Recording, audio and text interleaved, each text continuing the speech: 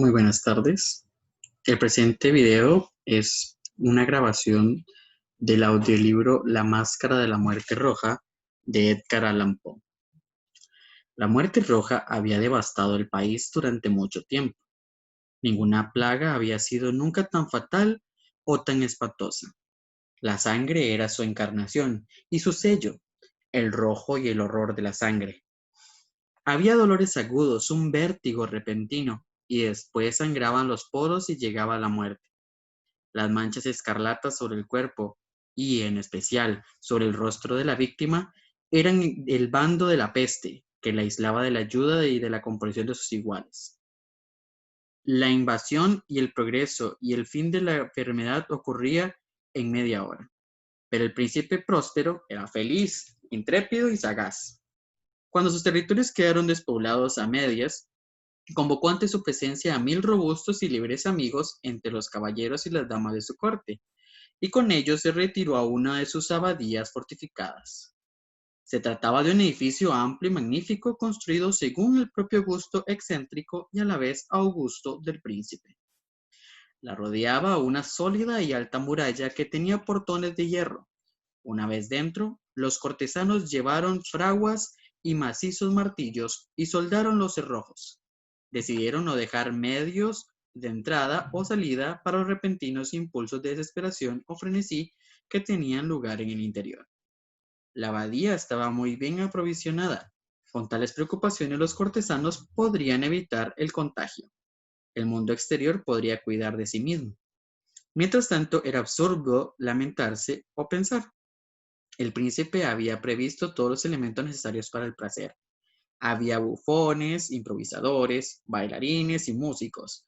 Había belleza y había vino. Dentro había todo esto y seguridad. Fuera estaba la muerte roja. Al finalizar un periodo de unos 5 o 6 meses de reclusión y mientras la peste atacaba furiosamente fuera, el príncipe próspero dio para sus amigos una fiesta de máscaras de la más inusual magnificencia. Esa mascarada era una escena voluptuosa, pero primero permitidme que os describa los salones donde tuvo lugar. Eran 7, una suite imperial. En muchos palacios dichos salones formaban una larga galería recta donde las puertas dobles se abren hasta tocar la pared a cada lado, de modo que se podía ver toda su extensión. En este caso era diferente, como podía esperarse del amor que el príncipe sentía por las cosas raras. Los salones estaban dispuestos de forma tan irregular que solo podía verse uno cada vez. Había un recodo cada 20 o 30 yardas y en cada recodo un objeto novedoso. A la derecha y a la izquierda, en el medio de cada pared, había una ventana gótica alta y estrecha que daba a un corredor cerrado que seguía el contorno de los salones.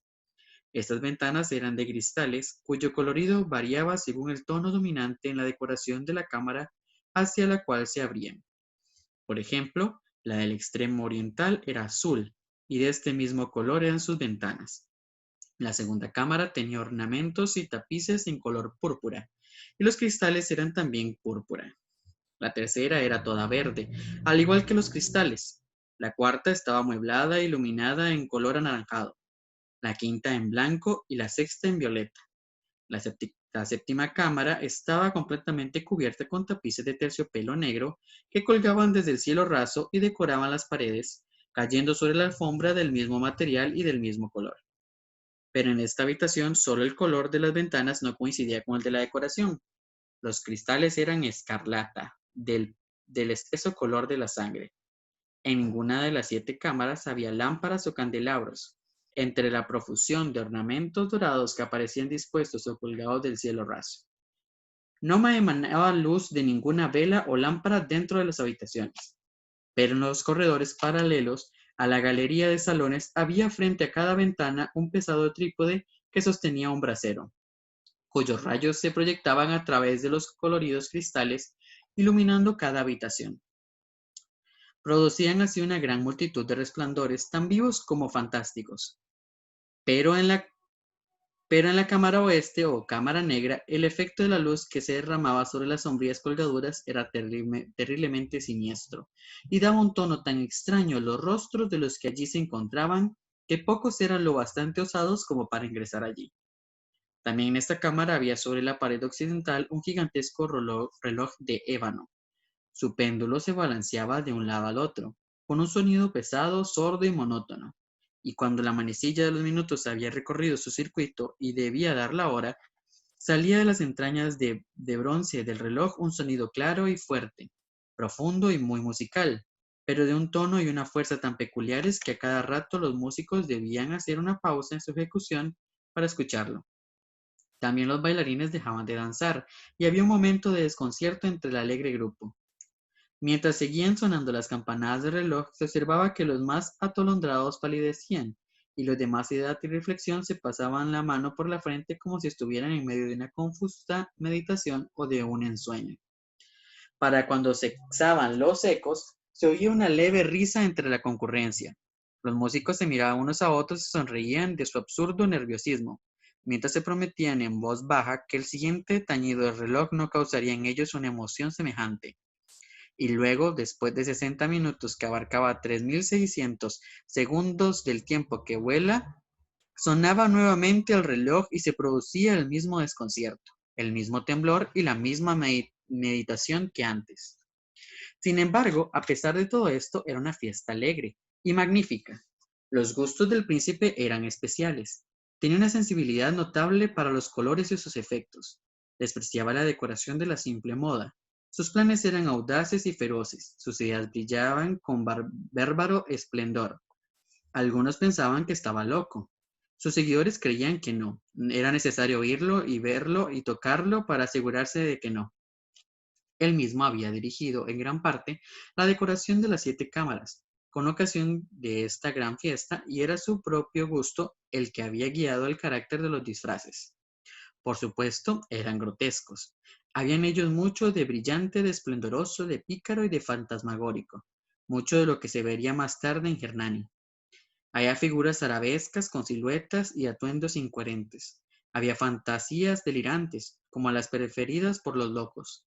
Había mucho de belleza, mucho de extraño y licencioso. No faltaba lo terrible y lo repelente. En verdad, en aquellas 7 cámaras había una multitud de sueños. Los sueños se movían de un lado a otro tomando el color de cada habitación y haciendo que la música y la orquesta pareciera el eco de sus pasos. Pero otra vez sonó el reloj de ébano que aparecía en la habitación de terciopelo, y así durante un momento todo quedó quieto y en silencio, salvo la voz del reloj. Los sueños se congelaron, pero los ecos del reloj se desvanecieron solo durante un instante, y flotó una risa suave y medio sofocaba tras ellos en su partida. Y otra vez sonó la música y vivieron los sueños y fueron de un lado al otro más felices que nunca, tomando el color de las ventanas de colores a través de las cuales se cuelan los rayos provenientes de los trípodes. Pero ninguna de las máscaras se atrevió a ir a la cámara que se hallaba hacia el occidente, porque cuando la noche fue avanzando y se filtró una luz más roja por los cristales de color sangre, la tiniebla de los tapices negros fue aterradora.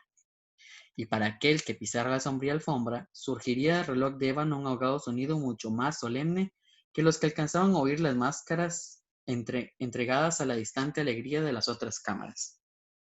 Pero estas otras cámaras estaban muy concurridas, y en ellas latía fervorosamente el corazón de la vida.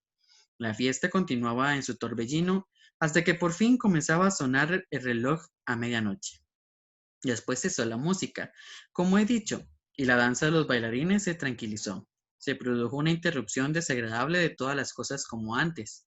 Pero ahora debían sonar 12 campanadas en el reloj, y por eso ocurrió tal vez que los pensamientos invadieron en mayor número las meditaciones de los que reflexionaban entre la multitud que participaba de la fiesta.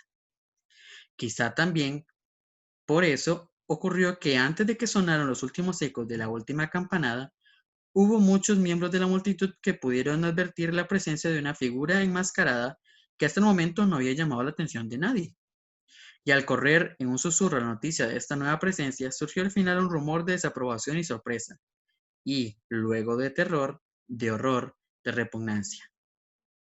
En una asamblea de fantasmas como las que he descrito, puede suponerse que ninguna aparición podría haber causado semejante sensación. En realidad, esa mascarada no tenía límites, pero la figura en cuestión lo sobrepasaba e iba más allá de los límites del mismísimo indefinido decoro del príncipe. En el corazón de los más temerarios hay fibras que no pueden tocarse sin emoción. Aún en el ser más relajado, para quien la vida y la muerte no son sino juegos, existen temas con los que no se puede jugar.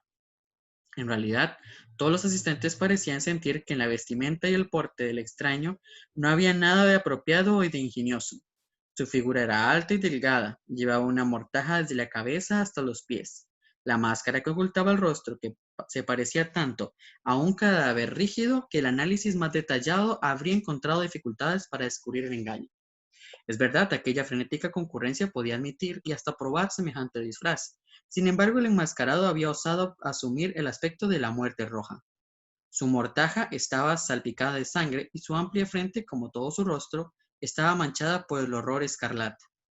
Cuando los ojos del príncipe Próspero se posaron en la imagen espectral, que con un movimiento lento y solemne, como para cumplir mejor su papel, se paseaba entre los bailarines, vieron que se convulsionaba en un primer momento con un temblor de terror o de disgusto, pero a continuación su frente enrojeció de furia.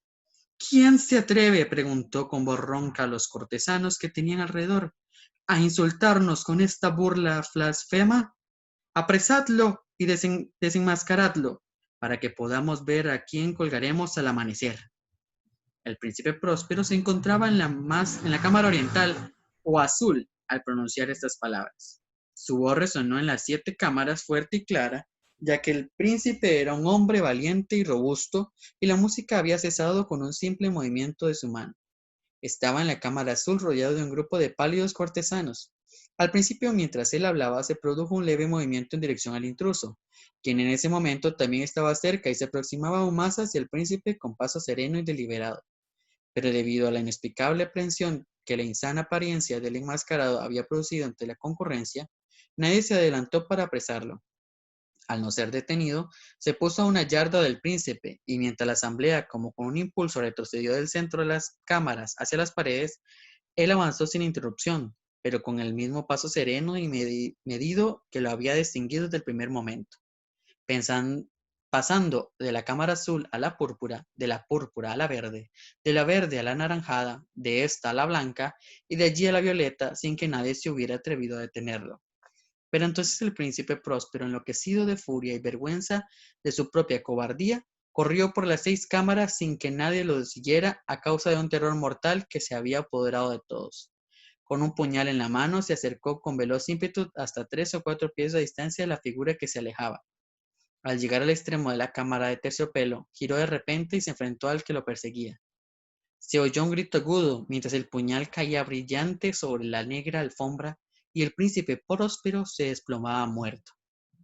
Reuniendo el salvaje coraje de la desesperación, algunas máscaras se lanzaron dentro de la cámara negra, y al apresar al desconocido cuya alta figura permanecía erecta e inmóvil a la sombra del reloj de ébano, retrocedieron con inexpresable terror al descubrir que la mortaja y la cadavérica máscara que con tanta fuerza había aferrado no tenía forma tangible alguna. Así se reconoció la presencia de la muerte roja. Había llegado como un ladrón en la noche. Uno por uno cayeron los concurrentes en la sala de la fiesta y cada uno murió en la posición desesperada de su caída.